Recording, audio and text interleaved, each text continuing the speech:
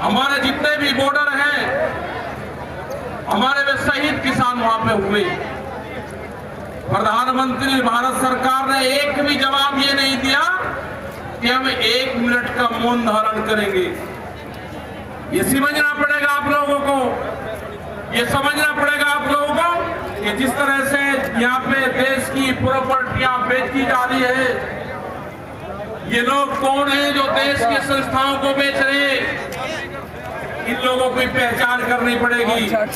देश में बड़े बड़े आंदोलन ये चलाने पड़ेंगे। आज से जो संयुक्त मोर्चा ने फैसले लिए हैं, उसके तहत हमको बड़ी बड़ी मीटिंगें पूरे देश भर में करनी पड़ेगी।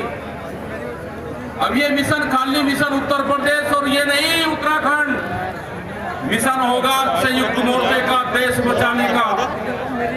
ये देश बचेगा, ये संविधान बचेगा। आज लड़ाई उस मुकाम पर आ गई कि देश के जो नौजवान हैं, जो 14 करोड़ लोग जो बेरोजगार हमारे साथी हमारे बच्चे हुए हैं, ये आंदोलन उनके कंधों पे है। जिस तरह से एक चीज बेची जा रही है, 3 कानून भी उसी का ही एक हिस्सा है। पहला है कि यहाँ पे रेल और हवाई जहाज और हवाई अड्डे बेचे जाएंगे। इसने परमिशन दी, जिसकी ताकत है कि देश की प्रॉपर्टियों को बेचोगे। आपने घोषणा पत्र में नहीं लिखा, देश की जनता को धोखा दिया। धोखा नंबर 1।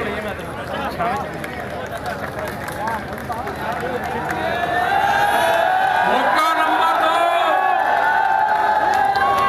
धोखा नंबर 2, बिजली बेचेंगे, प्राइवेट करेंगे बिजली को।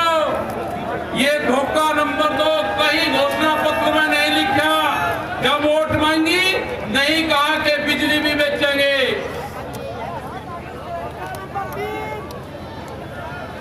ये सड़क बेचेंगे, पूरी सड़कों पर टैक्स लगेगा और एनएच के आसपास 500 मीटर तक अपनी कोई चाय की दुकान और गुमटी भी नहीं लगा सकता। अगर किसी ने चाय का खोखा रखा तो वह जमीन उसकी गांव समाज में नहीं होगी। ये सड़कों को बेचने का काम करेंगे। ये देख लेना क्या क्या चीज बिक रही है। ये सेल फॉर इंडिया का बोर्ड देश में लग चुका है। भैया नीचे जाओ भाई। ये है एलआईसी जो बड़ी कंपनी देश की, बैंक, ये सब बिक रहे हैं। इनके खरीदार कोई और नहीं है, खरीदार अडानी और अंबानी है। ये बिक रहे हैं सब। एफसीआई की जमीन जहां पे हमारा भंडारण होता था, वे पूरी जमीन, पूरे गोदाम अडानी को दे दिए गए हैं। पूरी एफसीआई के जो गोदाम है अडानी के कब्जे में है। आपके पास में, भारत सरकार के पास में कोई भी गोदाम अब नहीं बचा है। देश के बंदरगाह, पूरा जो समुद्र के तट थे 100 किलोमीटर तक एक कंपनी को बेच दिए। वे बंदरगाह भी बिके। ये भी आपको जानकारी होनी चाहिए। वहां पे जो मछली पालन किसान हमारा था, जो नमक का किसान हमारा था, सब खत्म हो गए। बड़े बड़े बंदरगाह वहां पे बिक चुके हैं।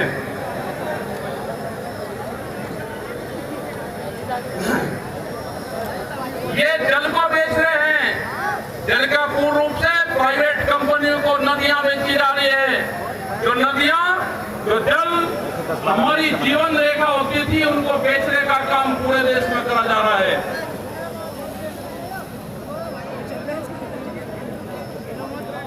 ये इंडिया ऑनलाइन सेल, मतलब कोई भी कीमत किसी भी चीज की लगा सकता है। भारत बिकाऊ है, ये भारत सरकार की पॉलिसी है।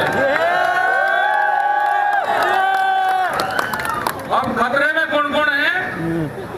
ओएनजीसी, बीपीसीएल, इस्पात, शिक्षा, प्राइवेट, जो चिकित्सा हो रही है, और देश के संविधान भी खतरे में है। जो बाबा भीमराव अंबेडकर का संविधान था, वो भीड़ में बता जा रहा है। हम उनको भी बता रहे हैं कि बाबा भीमराव अंबेडकर का संविधान भी खतरे में है, उसको भी बचाना है।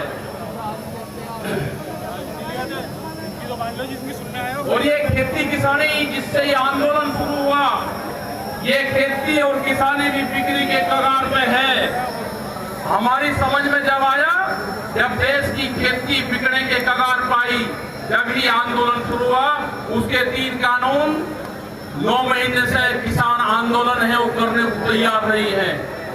आज हालात ये है कि आपका 10 साल पुराना वे आगे के 10 साल पुराना ट्रैक्टर नहीं चलेगा, वो भी इसी में आता है। आपको बैंक में कर्जा आप दुगना ले लो, आपको बैंक दुगना कर्जा दे देगा। आपको बैंक कहेगा कि गोल्डन कार्ड बना दिया, आप कर्जा ले लो, फसलों के भाव नहीं आपको देंगे। हम जो जमीन पाए हैं, ये जमीन उत्तर प्रदेश की जमीन, और जहां पे मुजफ्फरनगर का जो क्षेत्र है, ये गन्ने की बेल्ट है पूरी। क्या इन लोगों ने ये नहीं कहा कि जब अगर हमारी सरकार आएगी तो हम 450 रुपए गन्ने का भाव देंगे? ये कोई भाव देने को तैयार नहीं है। यहाँ पे सरकारें पहले भी आई जिन्होंने 80 रुपया रेट बढ़ाया, दूसरे वाली सरकार आई 50 रुपए रेट बढ़ाया। क्या योगी सरकार उन दोनों से कमजोर है? 1 रुपया रेट नहीं बढ़ाया। हमारा 12,000 करोड़ रुपए से ज्यादा आज शुगर फैक्ट्रियों पे सरकार पे बकाया है। अगर हम मानते हैं तो कहते हैं कि ये राजनीति कर रहे हैं। अगर ये मुद्दे उठाने राजनीति है तो ये मुद्दे यहाँ के लोग उठाते रहेंगे। हमें बहुत तरह के एलिगेशन लगाए गए। हम 9 महीने से वहां पे हैं, आप लोगों के बीच से वहां पे गए, आप बहुत जिम्मेदारी के साथ में वहां पे छोड़ गए। पूरा संयुक्त मोर्चा दिल्ली के चारों तरफ है। हम घर नहीं जाएंगे। मुजफ्फरनगर में भी आए तो सिर्फ संयुक्त मोर्चे की मीटिंग में इस मैदान में आए। इस मैदान से बाहर मुजफ्फरनगर की जमीन पर पैर नहीं रखेंगे।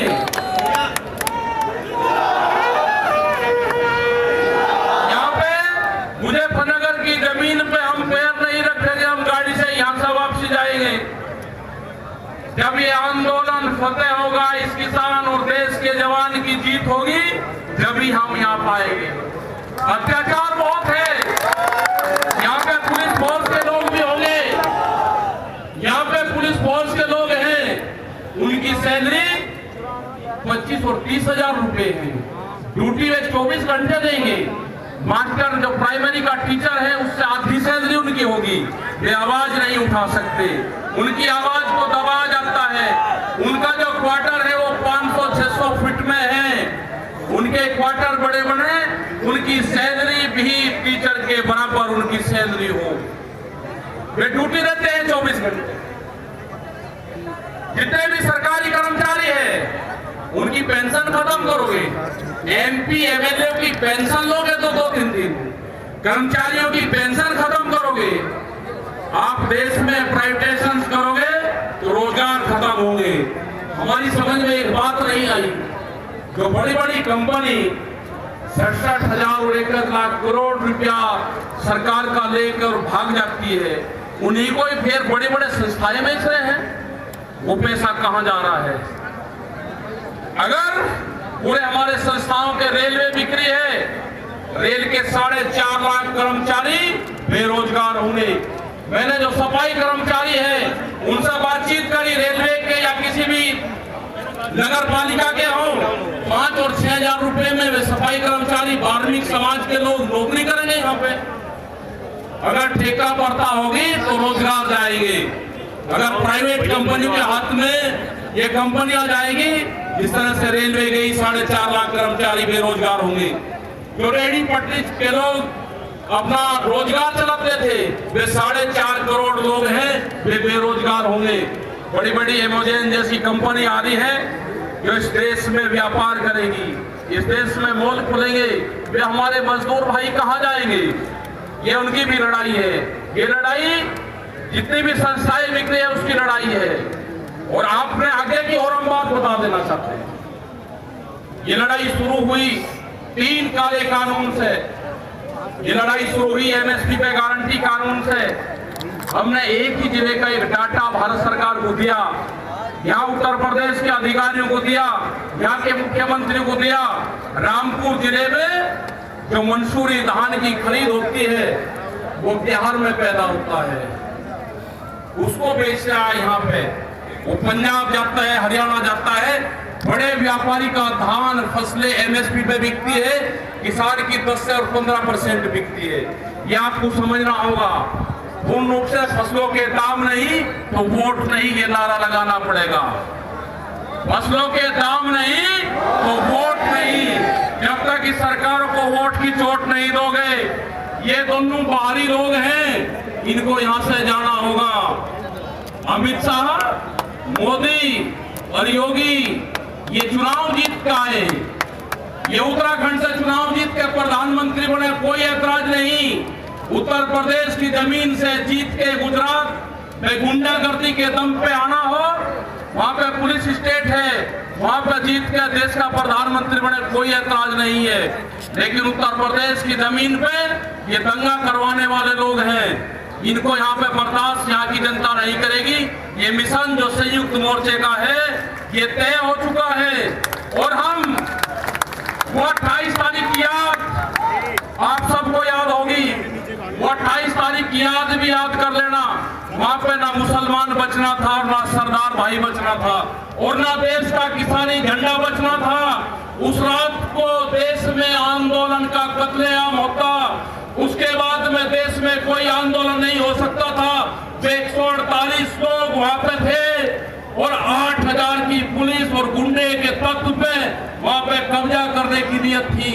लेकिन वे 72 लोग वहां पे थे जो 20 मिनट के बाद ही जो वहां से घोषणा हुई, वे 20 मिनट बहुत महत्वपूर्ण थे।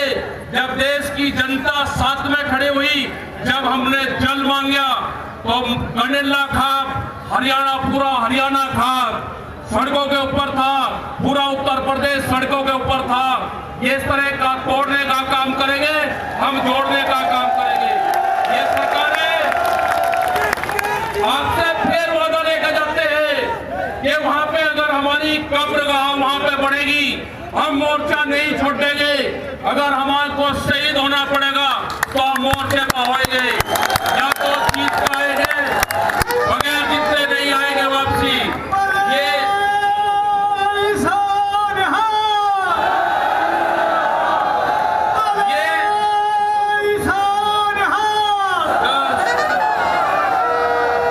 इस तरह की अगर सरकारें देश में होंगी तो ये दंगे करवाने का काम करेगी।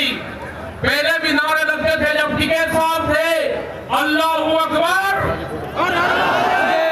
अल्लाहू अकबर, ये नारे लगते थे। हर हर महादेव और अल्लाहू अकबर के नारे इसी धरती से लगते थे। ये नारे हमेशा लगते रहेंगे, ये नारे हमेशा लगते रहेंगे। दंगा यहाँ पे नहीं होगा। ये तोड़ने का काम करेंगे, हम जोड़ने का काम करेंगे। किसी गलत फहमी में मत रहना।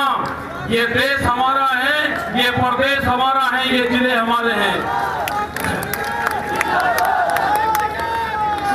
आप तैयार रहना। ये कहते हैं कि लाल किले पे किसान गया, अगर लाल किले पे नहीं, किसान तो घर जाता तो पार्लियामेंट पे जाता जहां पे कानून बने हैं। लाल किले पे धोखे से लेके गए हैं आप हमको, हमारे लोग नहीं गए। धोखे से लेकर आप लोग गए हैं। क्या कोई देश की एजेंसी है कि जो उसको जांच कर दे? क्योंकि कोई एजेंसी बोलने को तैयार नहीं है। पूरे देश पे इनका कब्जा हो चुका है, पूरी एजेंसियों पे। देश में कैमरा और कलम पे बंदूक का पहरा है। कैमरा और कलम पे किसी प्रेस की हिम्मत नहीं कि वो किसान के पक्ष में दिखा दे। निगेटिव दिखाते हैं बहुत प्रेस के लोग। तो इन सब लोगों को आपको ध्यान रखना है। ये आंदोलन जारी रहेगा।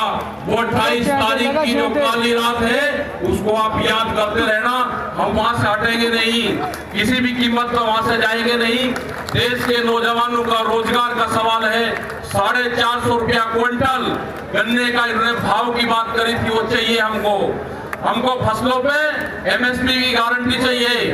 प्रधानमंत्री ने कहा कि 2022 में फसलों के रेट दुगने होंगे, आमदनी दुगनी होगी। 3 महीने की बात रहेगी है। 1 जनवरी से बिकने वाली फसलें दुगने रेट पे बेचेंगे, ये प्रचार हम करेंगे। हम जाएंगे देश की जनता के बीच में, पूरे देश में संयुक्त मोर्चा आंदोलन करेगा। और हमने बार बार कहा कि हमारे पंच भी यही है, हमारा मंच भी वही है। आपने बात सुनी, ये 20 लाख से ज्यादा लोग मुजफ्फरनगर की जमीन पाए, इन सब का बहुत बहुत धन्यवाद, सभी वॉलंटियरों का धन्यवाद।